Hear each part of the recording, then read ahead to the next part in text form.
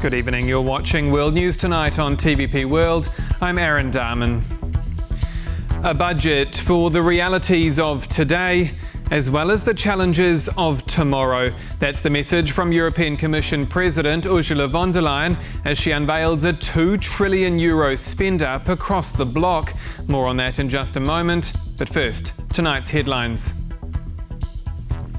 Russian drones appear to target a Polish floorboard company in Ukraine.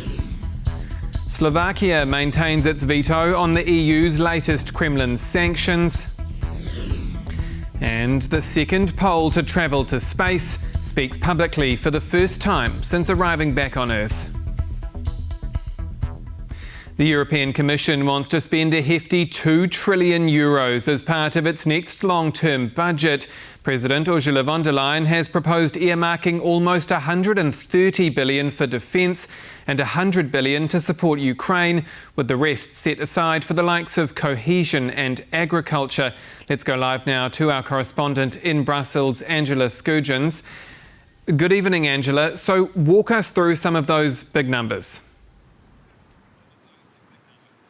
Good evening, Aaron. So yes, the headline-grabbing figure there being that €2 trillion figure pitched by the European Commission on Wednesday as part of their long-term financial budget, expected to kick in from 2028, lasting until 2032. Now, the winners have already been identified, this being security and defence, as you already mentioned earlier, at least receiving €131 billion for this area. Ukraine set to receive at least €100 billion as part of its resilience and reconstruction, particularly with that Ukraine recovery facility set up by the EU. But a loser has already been identified, this being cohesion funds as well as agriculture. These were previously, historically, two separate chapters, now collapsed under one heading, set to receive only €835 billion. But what we're hearing from officials in Warsaw is that Poland is set to receive the largest lion's share of these cohesion funds. However, this needs to be negotiated over the next 2 years as part of those discussions. But migration, farming, key issues for the Central European region, particularly Poland. Let's take a listen to what European Commission President Ursula von der Leyen, as well as Poland's own Piotr Serafin, who heads up the budget portfolio, had to say regarding these matters today. Agriculture will be strengthened. What we have safeguarded are the direct payments to farmers. This is the 80% or the equivalent of €300 billion. That is one part that is clearly safeguarded and secured. With the national and regional partnership plans, there's potentially way more funding accessible. To strengthen Europe's capacity to respond to shared challenges at our borders, we will integrate the funds for borders, security and migration into the national and regional partnerships with a tripling of their financing. Eastern regions bordering Ukraine, Russia and Belarus will receive a bonus in the allocation of funds to reflect their specific challenges, both for their security and for their economy. So there are a lot of promises on paper here. What does this mean, Angela, for Poland and Central Europe? Yes, so in terms of practicalities, let's break it down. Security and defence. Now, the European EU treaties prohibit member states from tapping into this long-term financial money to shore up their military capabilities. However, they can get creative here. They can potentially apply for dual-use funding as part of that cohesion envelope. This could mean that they renovate a bridge, possibly to allow a tank to cross over it. But this is not the end of the story. TVP World did speak to a senior fellow at that Bruegel think tank, this being that expert Zoltan Zars. Let's take a listen to what he had to say regarding the fight that's upcoming for Poland in terms of what it wants from this budget. I do expect that Central European countries, including Poland, will fight for higher cohesion spending. Other countries like France, Denmark, but also Central Europeans will also try to fight for greater agricultural spending. It will be the result of these complex political negotiations and positions, because ultimately the EU budget has to be approved by unanimously. Every EU country has to agree, they have veto power, so they must find compromises to be able to pass the budget. Yes, so we just heard from Mr. Davis there speaking of the next steps. We're expecting at least 2 years of heavy debate, at least in European Parliament. Then the 27 EU member states will have to vote in support of the policy envelopes. We've already heard Hungarian Prime Minister Viktor Orban voicing his criticism, particularly over that 100 billion that has been promised to Ukraine. But we know that countries are set to be assessed on how they adhere to the laws of the EU. So Hungary could fall foul of some of these funding allocations. But that's all from Brussels. I'll send it back to you in Warsaw. That's Angela Skujins from Brussels. Thank you. Russia's air assaults on Ukraine have continued overnight, despite Donald Trump's threat of heavy sanctions if Vladimir Putin does not make peace within the next 50 days. The attacks appeared to target a Polish floorboard company, and as Kazimierz Słyszak reports, it comes as a handful of foreign ministers met in Poland to underline their support for Kyiv. Vinnytsia, central Ukraine. That's the aftermath of another Russian drone attack. This time, a Polish wooden floorboard factory was hit as well. The attack came from 3 directions, so the facility owner believes it was deliberate. The employees were hiding in shelters, but several were wounded anyway because of the fires. No one died as a result of the attack. 2 people were wounded. We estimate we won't be able to resume operations for at least 6 months. The damage is substantial, and we continue to assess it. Ukrainian officials believe the attack was meant to deter Polish companies from operating in the country. The Russians target companies which have a positive impact on our economy. Barlinek has a strong presence on the market. It pays its taxes. This is done on purpose and is calculated by Russia. The attack is the latest in the recent series of intense drone strikes across Ukraine. And while Russia keeps targeting civilians, US President Donald Trump is urging restraint from Kyiv. Should Zelensky target Moscow or deeper into Russia? No, he shouldn't target Moscow. This comes on the heels of the US President giving Russia an ultimatum, 50 days to agree to a ceasefire or face tariffs and secondary sanctions. And while Russia is responding with more attacks in Ukraine. The ceiling inside the house collapsed. The windows were broken, glass was everywhere, and there's damage all around. I don't know what to do. Poland and Lithuania have announced closer cooperation with Kyiv at a trilateral summit in Lublin. What is needed in these conditions? This underground infrastructure. Those are the hospitals, those are the shelters for the school children, the schools themselves, where we need to collect our efforts, to collect our resources, and to work into that direction. The Russian aggression has already caused damage in Ukraine to the tune of $600 billion. This will be the largest reconstruction effort of the century, and this is a big opportunity for Polish businesses. The Lublin Triangle supports Ukraine and its heroic defense against Russia. Poland has already delivered 45 aid packages, including ammunition and weapons, and we are working on future deliveries. While Russian drones continue to fall on civilians, Ukraine is not alone. For TVP World, I'm Kazimierz Słyszak. Heading back to Brussels now, and the European Union has again failed to wrangle Slovakia's support for its 18th package of sanctions against Russia. Our correspondent Alex Cartier has been following this developing story and joins me now. Good evening, Alex. This was meant to be signed off yesterday, then today. So will it be deal or no deal?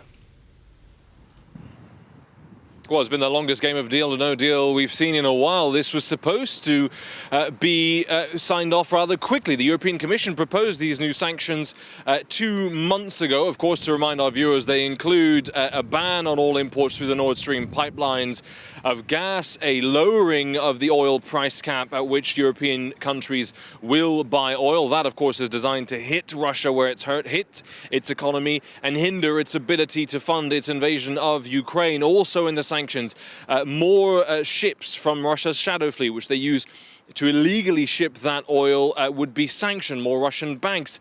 And of course, circumvention measures, closing the loopholes that are currently being used by Russia to avoid existing sanctions. Hence the desire from 26 member states to get these sanctions across the line. EU officials behind the scenes telling me very clearly, we're ready to have this deal. We're ready to get these sanctions signed off. But Slovakia is blocking. Robert Fico, the Prime Minister of Slovakia, saying that the only way for his country to possibly accept this is if they are exempted from the phase-out of Russian fossil fuels. He wants to honour a contract with the Russian energy giant Gazprom until 2034. The European Commission says that goes entirely against what these sanctions are trying to achieve, and therefore back to the negotiating table. Back to you, Aaron. Watch this space. Alex Carrier in Brussels. Thank you. When Ukrainian soldiers are seriously wounded on the front line, where do they go? And what about prisoners just released from Russian captivity? Well, some of them end up at a medical hub on the Polish border, a stop for patients before they fly to hospitals across Europe for treatment. Anastasia Yanchenko has this special report. 2 evacuation buses with 5 ambulances arrived at the medical evacuation hub at Rzeszów-Jasionka airport in Poland. Inside, 19 seriously wounded Ukrainian soldiers. They came from different parts of Ukraine. Some had just been released from Russian captivity. Others left the front line with severe injuries. All of them came here to the medical hub in Rzeszów. It's a stop for patients before they fly to hospitals all across Europe for treatment. Since it opened in September 2022, nearly 3,000 patients have passed through the hub. The system is open to every citizen. That means that every citizen of Ukraine who feels such a medical need can apply to the medical evacuation system and be evacuated to another country, as well as to medical facilities. Doctors can register patients, but the difficulty is that the number of applicants is rapidly growing, and only those who can no longer be helped in Ukraine can be evacuated. Patients are brought here in special convoys organized by Ukrainian emergency services. Once they arrive, they receive both medical and psychological care. One of the hub's psychologists, Marina, says every patient suffers not only physically but also mentally. Many of them will need lifelong psychological support. Every story for me is terrifying. I can't single one out. Mostly, it's young people with double or triple amputations, people who have spinal cord injuries and will be bedridden for life. These are people who were held captive and endured torture, physical and sexual. Patients arrive here with the hope of recovering, but sometimes medicine brings no solution. One patient, he was only 23. He came to Germany for treatment with his young wife, full of hope for recovery. But unfortunately, he returned disappointed. In his situation, there will be no improvements. At 23, he was left confined to a wheelchair. These compartments become a temporary safe place for patients. Every one of them is clearly marked with the patient's final destination, full of special equipment. Over the 24 hours they usually stay there, patients receive full-time medical care. Doctors prepare them for the final step, the medical flight forward. In such a room, we have a fully equipped hospital bed that can be adjusted to the patient's body position if their condition requires it. There's a vital signs monitor, a device that allows us to monitor the patient's current condition here and now. We managed to talk with Tatiana, the wife of one of the soldiers. Her husband is suffering from spinal trauma and has become bedridden. Unfortunately, doctors in Ukraine couldn't help him. My husband was seriously injured. For 8 months, we have been working to improve his condition so that he can stand again. His treatment has been long and without results. However, thanks to Poland and the European Union, we are now going to Germany for treatment, where I hope they can help with our case. Like many of the patients who transfer through the hub in Rzeszów, there's still hope for Tatiana's husband yet. Politics and football are mixing ahead of a crucial tie for Polish club Legia Warsaw. The team is in Kazakhstan as it aims to qualify for the UEFA Europa League, the second tier of European club football. But as Piotr Mischuk explains, they will be without one of their star strikers who hails from Belarus and faces arrest and extradition in a country friendly to the regime of Alexander Lukashenko. The most decorated Polish football club, Legia Warsaw, already has its team in Kazakhstan, where on Thursday they will play a crucial second leg qualifier game to the Europa League. But one player, Ilya Shkutin, decided to stay behind due to political reasons. This is an extremely rare situation. These are really individual cases. It just so happened that also one of the October players, he has a Russian passport and comes from Chechnya. He also did not come to Warsaw for the first leg. It's an unbelievable happenstance that two such situations occurred in the course of a two-game competition. But in general, these situations are very rare. Shkurin, who scored one of the winning goals for Legia in Sunday's Polish Super Cup game against reigning champion Lech, has been a vocal critic of the Belarusian regime. Ilya Shkurin was one of the first football players to support Belarusian people in their peaceful protest in 2020. So he also mentioned that he won't play for national football team until Lukashenko is in power. So this was like personal insult for the dictator. This is why Shkurin decided to give the second leg game a miss, despite the fact that Legia won the first one only 1-0. His trip to Kazakhstan would potentially bring very severe implications, as some Belarusians were seized in non-EU third countries and sent to Belarus before. Kazakhstan and Belarus share a database listing what they refer to as extremists, and Shkurin is likely to be featured there given the regime's actions. They started to make any different attempts to bring him home to Belarus.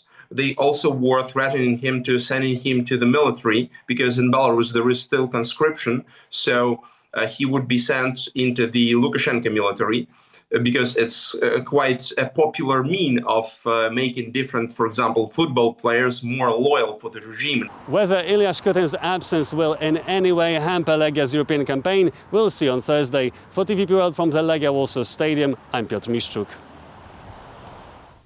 Polish astronaut Sławosz Uznański-Wiśniewski has spoken publicly for the first time since returning from the final frontier. And after spending the last fortnight in space, he's now touched down in Germany, where he will take some time readapting to life on Earth. Randy Potts has more. Polish astronaut Sławosz Uznański-Wiśniewski landed Wednesday in Cologne after splashing down in the Pacific Ocean Tuesday, following 2 weeks in space. Uznański-Wiśniewski was enthusiastically received on the tarmac, and the crowd chanted loudly in Polish. Uznański-Wiśniewski will undergo medical evaluations at the European Astronaut Center and the German Aerospace Center's MVHAV facility, one of the leading centers for astronaut health and rehabilitation. Axiom 4 is the mission with the highest in history of commercial spaceflight, the highest scientific and technology component. The Polish astronaut thanked the European Space Agency and Polish scientific institutions for their participation in what he described as a successful and groundbreaking mission. I wanted to thank all my friends who came here and supported me during my run. I'm incredibly proud of it. I want to thank my family and my wife, Alexandra, for all the support I've received. It hasn't been easy for us this year, but it means a lot to me. We heard today from Adam Dąbrowski, an expert in the Polish space sector, on the significance of Uznański-Wiśniewski's mission. That's not only a few scientists, but are actually people working day to day on delivering hardware, but also sparking. So Sławosz's mission was called Ignis, so igniting this ambition to do more and more. If not a second Polish space mission, then definitely having more and more Polish hardware. Sławosz Uznański-Wiśniewski became the second Pole in history to travel to space after Mirosław Hermaszewski. The Axiom 4 space mission was a big step forward for countries with little experience in space exploration. For TVP World, this is Randy Potts. There is Sławosz Uznański-Wiśniewski of Poland. We return now to Ukraine as Russia's attacks continue, and that clock counts down to Donald Trump's self-imposed deadline for peace. So joining me from Washington is former US Ambassador to Poland, Daniel Fried. Good evening, sir. Dobry wieczór. Good evening. So more air assaults from Moscow today. Does Donald Trump's 50-day deadline, now 48 days, does it simply give Russia the chance to wear Ukraine down? I've heard that theory, but I don't entirely share it. It's critical that the arms for Ukraine move now and that they move steadily. With those kinds of arms, more Patriots, other kinds of weapons, Ukraine can hold off the Russians, as they have been doing. Russia will try to use whatever it can to succeed, but a 50-day pause in the imposition of sanctions is not going to make or break the battlefield. The fact is, the U.S. sanctions are not fully prepared. We do have options. We, the West, we, the United States, do have options to put more economic pressure on Russia, but these need to be refined. Hopefully within 50 days we'll be there. And if the Russians are still playing their rather arrogant game, we will impose them. And so the combination of a steady and secured, guaranteed supply of weapons for Ukraine, plus additional economic pressure on Russia, can make the difference and force Putin to negotiate seriously. Why do you think some of those sanctions aren't prepared? Some people will say, well, look, it's more than 3 years into the invasion and 6 months into Donald Trump's term. The Biden administration was slow to go after Russian oil sales because they didn't want to suddenly spook world markets and have oil prices shoot up. So I think this was wrong on their part, but there it is. I think the Trump administration was not interested in increasing economic pressure at all. So here we are 6 months into the Trump administration. The fact is, and the good news is, that we do have perfectly available options to put more economic pressure on Russia.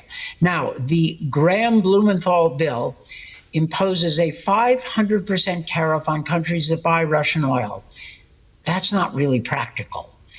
The bill may give a little more flexibility for lower tariffs, but that still isn't the best way to go.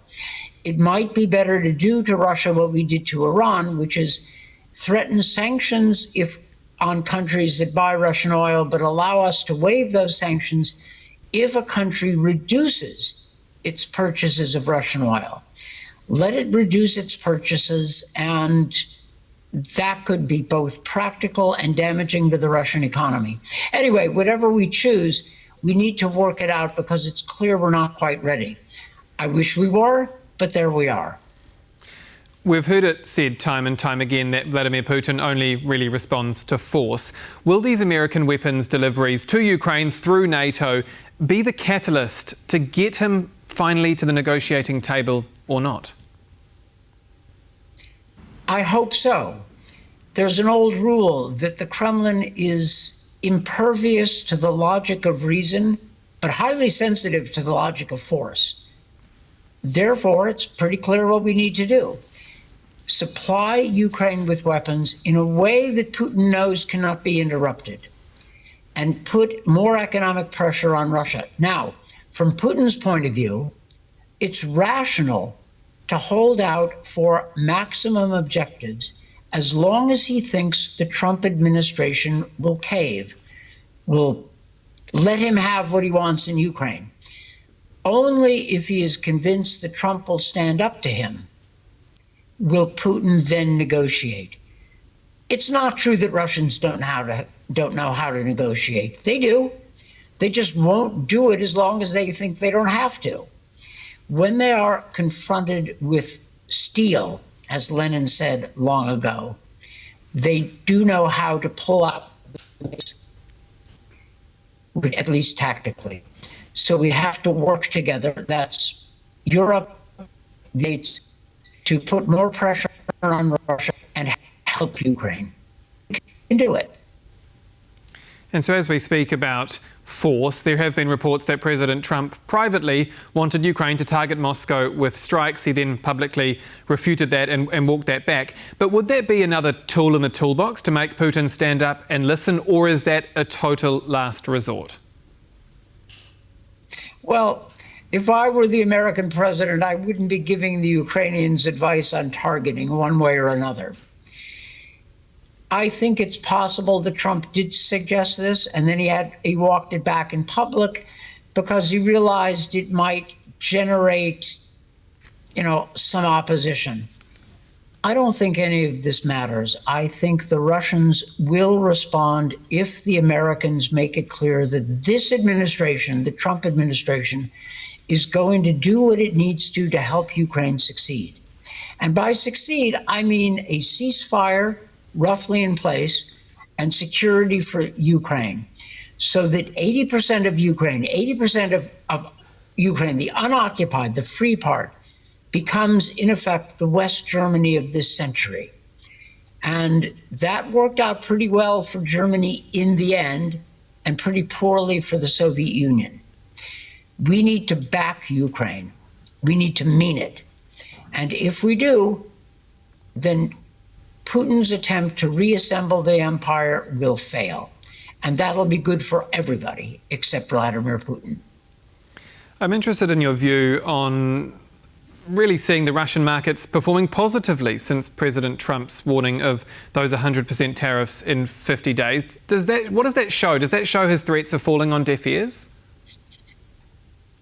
Well, I think the Russians thought that Trump would impose or announce new economic measures against Russia right now. He didn't, so the markets went up. I am not concerned about that, not really. That's a short-term problem. I'm concerned that the arms for Ukraine actually flow, because there was not a lot of detail in the announcement in the Oval Office on Monday. So this has to be real. And secondly, the economic measures against Russia have to be prepared and they have to be implemented. I don't care what the Russian stock market does on one day or another. I care what we do to the Russian economy and we do to the Russian war machine. If we do that, well, then the Russian stock market will respond appropriately. It will crash. How concerning is that lack of detail for Kyiv? Do you sense that leaders in Ukraine will obviously be hoping that that support pulls through, but perhaps have some scepticism or at least uncertainty because of that lack of detail that we've seen come out since Monday's announcement? The Ukrainians would not be human if they weren't concerned. If Poland were in Ukraine's place, it would certainly be concerned that the Americans would abandon it. I hope that the Trump administration, that General Kellogg, the special envoy for Ukraine, has given the Ukrainians more detail. And I hope that NATO, because Secretary General Mark Rutte was present in the Oval Office and confirmed a lot of Trump's points, I hope that they are providing additional detail. So I'm not as comfortable as I wish I were, right? I wish there were more detail. I wish the White House had issued fact sheets on what we're going to do. So until it does, and until more detail is out, these concerns are perfectly understandable and your questions are perfectly legitimate and reasonable. Still, I think that the Trump administration often operates this way. A certain amount of confusion, lack of precision, not a great staff process, but if they're moving in the right direction, and they appear to be, these things can be filled in. At least I hope so. And briefly, Mr. Ambassador, because we're running out of time, but what's behind Donald Trump's shifting of gears on Russia? I mean, can you pinpoint a certain point? Was it NATO, Mark Rutte in his ear? Was it that sit down where Volodymyr Zelensky and Donald Trump made up after their blow up on the Oval Office in the Vatican? Is there a certain point where you go, that seems to be where the tide turned? Everything you said, plus Putin's arrogance. Putin treated Trump as a fool and a sucker. And I think Trump resented it. And he was right. Putin did treat him as a fool. And I think a combination of Mark Rutte's work I think the successful NATO summit, the Europeans' ability to raise defense spending, influence from sympathetic leaders like President Duda, like Starmer, like Macron, and like the German Chancellor Merz, all have had an effect. But don't forget Putin's arrogance. Former US Ambassador to Poland, Daniel Fried, always a pleasure. Thank you so much for your time. To ja dziękuję. Thank you. And that's all for World News tonight. Do stay with us here on TVP World. I'm Aaron Darman. Good night.